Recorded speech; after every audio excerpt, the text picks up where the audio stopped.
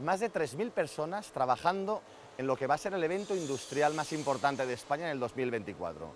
El lunes arrancamos con las ferias del hábitat, el martes se suman Iberflora y Eurobrico, un evento que ningún profesional de los sectores que estarán presentes debería perderse.